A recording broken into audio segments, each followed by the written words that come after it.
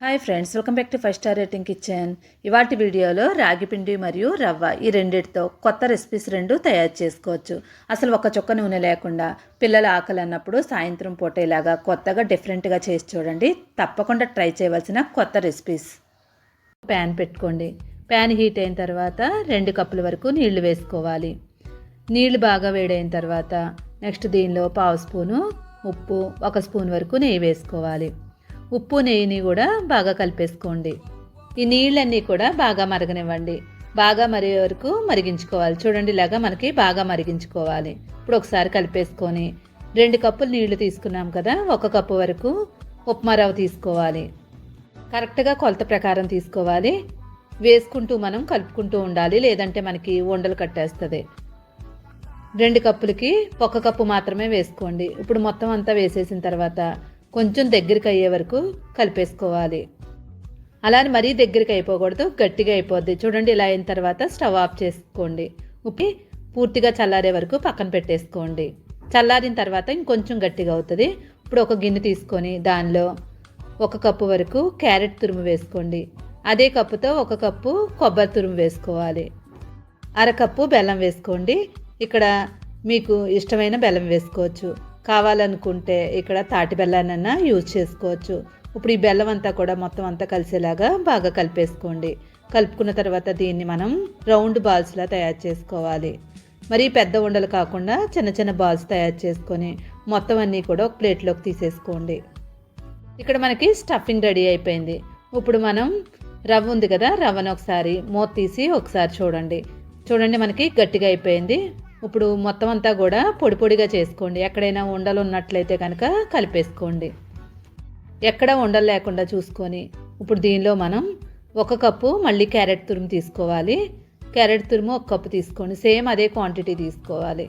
Next 1 cup వరకు మళ్ళీ కొబ్బరి తురుము వేసుకోండి. ఇలా క్యారెట్ కొబ్బరి తురుము వేసుకున్నాం కాబట్టి హెల్త్కి కూడా చాలా మంచిది. ఇప్పుడు ఈ మొత్తం అంతా కూడా బాగా కలిసేలాగా కలిపేసుకోండి.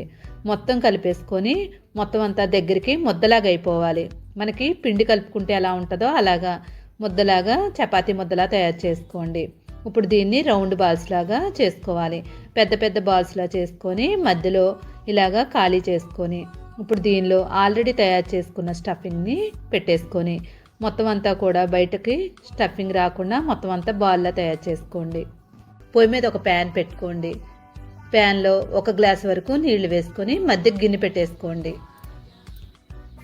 గిన్నె పెట్టుకున్న తర్వాత దీనిపైన స్టెయినర్ లాగా ఏదైనా ఆవిరి ఉడికించేలాగా ఏమైనా ఉంటే అది పెట్టుకోండి. లేదనుకుంటే ఇడ్లీ పాత్రలో అయినా ఉడికించుకోవచ్చు. ఆ ప్లేట్ పైన నేను ఇక్కడ అరిటాకు వేసుకుంటున్నాను. మీ దగ్గర అవైలబుల్గా ఉంటే వేసుకోండి, లేదనుకుంటే నెయ్యి అప్లై చేసి డైరెక్ట్గా దానిపైనే పెట్టేసుకోవచ్చు. ఇప్పుడు మొత్తం అన్నీ పెట్టుకున్న తర్వాత మూత పెట్టి 5 నిమిషాల పాటు లో ఫ్లేమ్ మీద ఉడికించుకోవాలి. 5 మినిట్స్లోనే మనకి చక్కగా ఉడికిపోతాయి. మూత తీసి చూడండి. ఒకసారి చేతితో పట్టుకున్నట్లయితే మనకి చేతికి అంటుకోకుండా ఉన్నట్లయితే కనుక మనకి రెడీ అయిపోయినట్లే. సాయంత్రం పూట పిల్లల ఆకలి అన్నప్పుడు ఇలాగా చేసి చూడండి. ఇది మనం రవ్వతో తయారు చేసుకున్నాం, ఇంకా క్యారెట్ కొబ్బరి తురుము వేసుకున్నాం కాబట్టి హెల్త్కి కూడా చాలా మంచిది. బెల్లం వేసాం కాబట్టి పిల్లలకి ఐరన్ కూడా బాగా పెరుగుతుంది. చాలా సింపుల్గా, చాలా టేస్టీగా తయారు చేసుకోవచ్చు. వినయానికి ఎంతో మేలు చేసి రాగి పిండి మరియు 2 క్యారెట్లు తురిమి ఒకసారి ఇలా కొత్తగా ట్రై చేయండి. 1 చుక్క నూనె లేకుండా హెల్తీగా ఇలా తయారు చేసుకోవచ్చు. ముందుగా దీనికోసం ఒక ప్లేట్ తీసుకొని దానిలో 1 కప్పు వరకు రాగి పిండి తీసుకోవాలి. 1 కప్పు రాగి పిండికి 2 క్యారెట్ తీసుకోండి. పైన తొక్కంతా తీసేసి ఇప్పుడు వెనక వైపు ఉన్న ముక్కని కట్ చేసేసుకొని తురిమేసుకోండి. ఇక్కడ మనం నూనె లేకుండా చేస్తున్నాం కాబట్టి హెల్త్కి కూడా చాలా మంచిది. క్యారెట్ మొత్తం తురిమేసుకున్న తర్వాత ఇప్పుడు కొంచెం ఉప్పు వేసుకోండి. మరీ ఎక్కువ ఉప్పు వేసుకోకూడదు, కొంచెం లైట్గా వేసుకోండి, 2 పించుల వరకు. ఇప్పుడు ఈ ఉప్పు క్యారెట్ కూడా పిండిలో బాగా కలిపేసుకోండి. క్యారెట్ మొత్తానికి కూడా పిండి అంతా బాగా పట్టాలి. ఇప్పుడు దీన్ని పక్కన పెట్టేసుకోండి.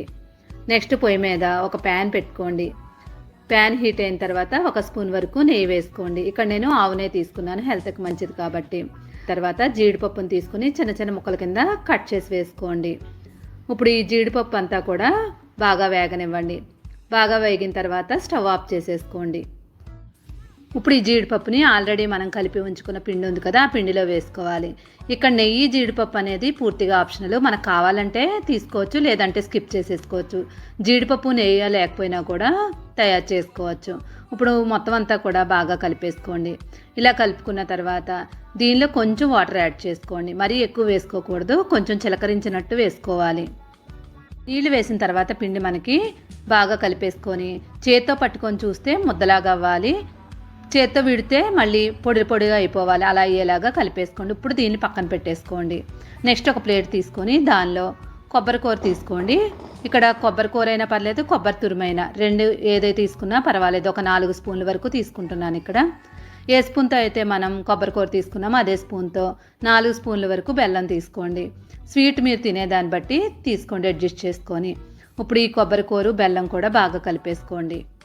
ఇది మొత్తం అంతా బాగా కలుపుకున్న తర్వాత దీన్ని పక్కన పెట్టేసుకోండి. చాలా రెసిపీలు చూసుంటారు కానీ ఇలాగ టేస్టీ అయింది చూసుండరు. తప్పకుండా ట్రై చేయండి. ఇప్పుడు మొత్తం కలుపుకున్న తర్వాత అరిటాకు తీసుకోండి. అరిటాకు తీసుకొని ఒకవైపు మడత పెట్టేసుకోండి. ఇలాగ కోన్లా మడత పెట్టుకొని చివర్లో టూత్పిక్ కానీ లేదంటే చీపురు పుల్ల కానీ పెట్టేసుకోండి.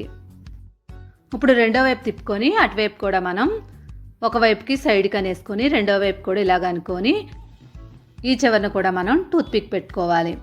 మధ్యలో మనకి చూడండి ఇలాగ గ్యాప్లా కనిపించాలి, పౌచ్లాగా ఉండాలి. ఇలాగే రెండోది కూడా చేసుకుందాం. చేసేటప్పుడు ఆకును మరీ దగ్గరికి మడత పెట్టేయకండి, చిరిగిపోద్ది. అరిటాకు చాలా స్మూత్గా ఉంటుంది కాబట్టి చిరిగిపోతూ ఉంటుంది, చూసుకుంటూ ఉండండి.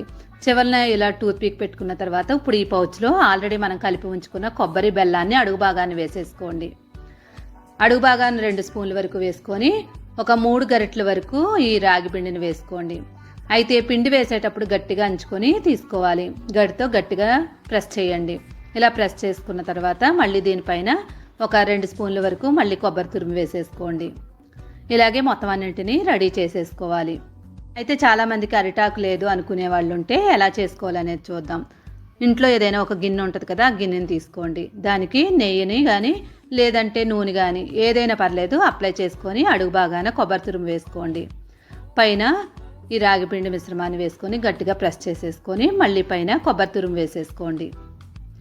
ఇలాగే మొత్తం అన్నీ రెడీ చేసేసుకోవచ్చు. చాలా సింపుల్గా చేసుకోవచ్చు, టేస్టీగా కూడా ఉంటుంది. ఇప్పుడు ఇలా మొత్తం అన్నీ రెడీ చేసుకున్న తర్వాత పొయ్యి మీద ఒక ఇడ్లీ పాత్ర పెట్టుకోండి. ఒక 1/2 లీటర్ వరకు నీళ్లు వేసుకోండి. నీళ్ళు కొంచెం వేడైన తర్వాత ఇడ్లీ పాత్ర రేక్ కానీ లేదంటే ఆవిరి కుడుం పెట్టేదైనా పర్లేదు, ఏది ఉంటే అది తీసుకోవచ్చు. దానిపైన ఈ పౌచులు పెట్టేసుకోండి. ఇవి పెట్టిన తర్వాత ఇప్పుడు మూత పెట్టి మీడియం ఫ్లేమ్ మీద పెట్టుకొని ఒక 5 నిమిషాల పాటు ఉడికించుకోండి. ఇది ఉడికేటప్పుడు మీడియం ఫ్లేమ్ మీదే పెట్టండి, చక్కగా ఉడికిపోద్ది. 5 నిమిషాల తర్వాత ఒకసారి మూత తీసి చూడండి.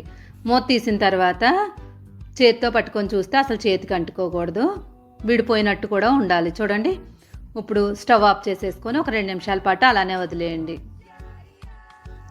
2 నిమిషాల తర్వాత మూత తీసి మొత్తం అన్నింటినీ కూడా ఒక ప్లేట్లోకి తీసేసుకోండి. అయితే వీటిని తినడం కూడా ఒక డిఫరెంట్ టేస్ట్తో తినాలి, అలానే తినేయకూడదు. కాబట్టి ఇది ఎలా టేస్ట్ చేయాలనేది చూద్దాం. చాలామంది పిల్లలకి నడుము నొప్పి అంటూ ఉంటారు కదా, వయసు వచ్చిన పిల్లలకి.